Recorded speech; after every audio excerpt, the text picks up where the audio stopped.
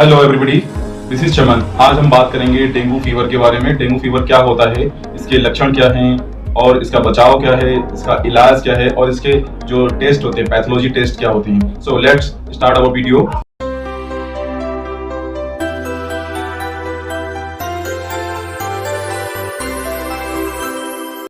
Dengue एक common fever है और इसके जो लक्षण हैं, मरीज को सर में बहुत तेज का दर्द होता है और जस्ट आंखों के पीछे वाला जो हिस्सा है इसमें बहुत ज्यादा पेन होता है और पूरे शरीर में दर्द रहता है। और इस फीवर को ब्रेक बोन फीवर भी कहते हैं। वो इसलिए कहते हैं क्योंकि इसमें हड्डियों में बहुत तेज का दर्द होता है। ऐसा दर्द होता है जैसे हड्डियां टूट गई हों, लेकिन इसमें हड्डियां टूटने से कोई मतलब नहीं है। और शरीर में लाल रेशेस पड़ जाते हैं और इसको थकान बहुत ज्यादा हो जाती है, वीकनेस बहुत ज्यादा हो जाती है और डिहाइड्रेशन भी हो जाता है, डिहाइड्रेटेड पेशेंट हो जाता है और उसको स्किन की सेंसिटिविटी थोड़ी सी बढ़ जाती है। इन दैट कंडीशन पेशेंट को टायर्डनेस ज़्यादा फील होगी और उसकी भूख भी कम हो जाती है और खाने का मन भी नहीं करने लगता है और बहुत तेज़ फीवर आता है। इसमें तेज़ फीवर इतना होता है 104 105 फीवर रहता है। जब 104 105 फीवर रहेगा दैट मीन्स बॉडी की क्या कंडीशन रहती है, ये इसके लक्षण हैं। और हम बात करते हैं इसके बचाव की। तो इसका बचाव क्या है? इसका बचाव ये है, ये फैलता है मच्छर के काटने से। मच्छर एडीज इजिप्सी नाम का जो मच्छर है इसके काटने से फैलता है। तो हमें चाहिए इसका बचाव जो है, मच्छर से बचना है। कैसे बचेंगे? कुछ आइडियाज, जैसे कि आप मच्छरदानी का इस्तेमाल कर सकते हैं। आप अपने जाली जो आपके दरवाजे हैं उसके जो पोर्स हैं, जो ओपन एरियाज है, उसे क्लोज कर सकते हैं। सेकेंडली, जो मच्छर जहाँ पर डेवलप हो रहा है, जहाँ पर वो अपनी जनरेशन को ग्रोथ कर रहा है, तो उस एरियाज को आपने पूरी तरह से क्लीन कर देना। लाइक जो वाटर है, जो जमा हुआ पानी रहता है, उसमें ये मच्छर पनपता है। 1 हफ्ते से ज़्यादा जमा हुआ पानी नहीं रखना है। जो टायर्स पड़े रहते हैं छतों पर या कोई पानी ऐसा भरा रहता है उसको हटा देना है। या फिर आपका जो ड्रेनेज का एरिया, जो आपका नाली का एरिया बाहर का, वो अगर पानी रुका रहता है उसे फ्लश आउट करें। और अगर आपके सामने कोई गड्ढा या कोई तालाब या वटेवर है तो वहाँ पे छिड़काओ, या फिर आप उससे बचने के लिए कुछ ना कुछ ऐसा उपाय करें ताकि आप उससे मच्छर से बच सकें। सबसे बड़ी बात कि मच्छर जो एक्टिव रहता है, एक्टिव टाइमिंग जो है वो सुबह जब सूरज उग रहा होता है या फिर जब सूरज डूब रहा होता है। 2 टाइम में मच्छर ज़्यादा एक्टिव रहता है।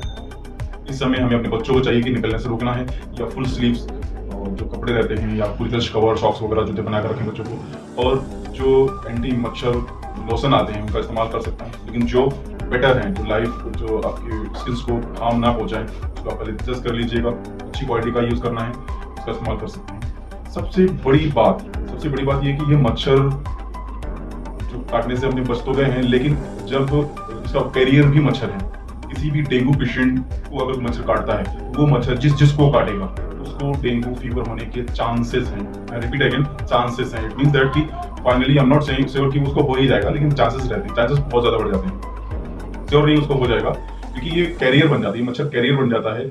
उस डेंगू फीवर का जो पेशेंट है उससे वो वायरस लेकर के दूसरे पेशेंट में वो इंजेक्ट कर देता है। दैट्स टाइम जो हम लोग कहते हैं कि काट लेता है मच्छर, दैट्स इंजेक्ट करता है वो। और वो जो वायरस है हमारे बॉडी में ग्रोथ करता है। ये वायरस जब डुप्लीकेशन यानी बहुत ज्यादा ग्रोथ कर जाता है तो उसको मरीज को 4 से 7 दिन के बाद तो फीवर आना शुरू होता है।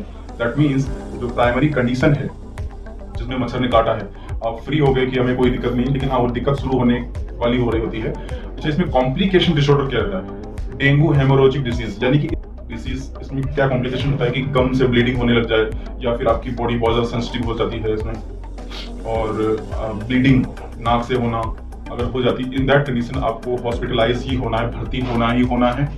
और सबसे बड़ी बात इसमें जो मैं हर वीडियोस में आपको बताता हूँ कि खुद से अपना इलाज नहीं करना है, सबसे बड़ी चीज। क्योंकि आजकल जो सिर्फ एक सिंगल डिसऑर्डर का जमाना नहीं है, जमाना में जो टाइम चल रहा है, it's not only single you are suffering from only dengue, it's not fair. ये सही नहीं कि आप सिर्फ डेंगू से सफर कर रहे हैं, इसके साथ कॉम्प्लिकेशंस हो सकते हैं। जैसे आपको मलेरिया हो सकता है, आपको टाइफाइड हो सकता है, साथ साथ ये सारी बीमारियां होने के चांसेस रहते हैं। तो हमें चाहिए कि इसकी जो इन्वेस्टिगेशंस होती है, इसकी जो जांच है, जांच के बारे में बात करूंगा। तो जांचें होती हैं तो इसमें CBC यानी कंप्लीट ब्लड काउंट कराना होता है, क्योंकि चेंजेस आते हैं इसमें, प्लेटलेट भी लो हो जाते हैं। जब डेंगू जो कि वायरस इंटर करता है, वायरस अपनी ग्रोथ बढ़ाता है, तो जो प्लेटलेट्स काउंट है वो बहुत तेजी से गिरने लग जाता है। प्लेटलेट काउंट गिरने से ब्लीडिंग के चांसेस बढ़ जाते हैं। जरूरी नहीं हर प्लेटलेट लो प्लेटलेट वाले पेशेंट को ब्लीडिंग हो, इट्स नॉट क्लियर, ये जरूरी नहीं हो। और सबसे जो बड़ी बात है, जो सबसे फाइनल बात मैं आपको बताना चाह रहा हूँ, ये ह्यूमन टू ह्यूमन नहीं फैलता है। नोट कर लीजिए, ये इंसान से इंसान में ये वायरस नहीं फैलता है। दैट मीन्स डेंगू जो है, डेंगू वाले पेशेंट के साथ आप साथ में बैठ कर खाना खाने से, रहने से, हाथ धोने से ये नहीं फैलता है। इट्स क्लियर कि ये ऐसे नहीं फैलेगा। इसका कैरियर मच्छर होता है, मच्छर से बचना है। सीबीसी के बाद हम जांच कराते हैं इसमें लीवर प्रोफाइल, LFT बोलते हैं, लीवर फंक्शन टेस्ट, तो ये कराना चाहिए। और जो फाइनल टेस्ट है जिसे बोलते हैं डेंगू कार्ड टेस्ट, इसमें क्या रहता है कि डेंगू NS1 और IgG IgM antigen antibody test रहता है। इसे कंफर्म रहता है कि आपको डेंगू फीवर है या नहीं है। और आफ्टर इन्वेस्टिगेशन हम ट्रीटमेंट शुरू कर पाते हैं। और इसके बाद अब हम बात करते हैं इलाज के बारे में। इसका इलाज क्या है? इसका इलाज है plenty of fruits and plenty of rest. यानी इस बीमारी में, इस डिजीज में हमें आपको ज़्यादा आराम करना चाहिए, रेस्ट करना चाहिए और फ्रूट्स ज़्यादा लेना चाहिए। फ्रूट्स किसी भी तरह का फ्रूट्स, जैसे नारियल पानी, छाछ है और जूसेस हैं और ORS है। बीच में डिहाइड्रेशन बहुत ज़्यादा बढ़ जाता है तो इसमें हाइड्रेट करना चाहिए, मतलब सुबह में पानी लेते रहना चाहिए। और ज़रूरत पड़ने पर हमें IV लाइन जो कि ज़रूरत है वो हमें लेना चाहिए। मतलब हम खुद ले नहीं सकते, इसलिए हमें अपने डॉक्टर से कंसल्ट करना चाहिए। ये इन्फॉर्मेशन है वो सिर्फ और सिर्फ उस कंडीशंस के लिए है कि क्या क्या चलता है, नॉट फॉर ओनली पर्सनली। ये आपका डॉक्टर का ट्रीटमेंट रहेगा, आप खुद से ट्रीटमेंट नहीं कर सकते। ये सिर्फ इन्फॉर्मेशन के लिए वीडियो है कि क्या क्या होता है, ये कैसे होता है, कौन सा बुखार है, इसमें वायरस से होता है, बैक्टीरिया से होता है, ये जानकारी के लिए वीडियो बनाई है।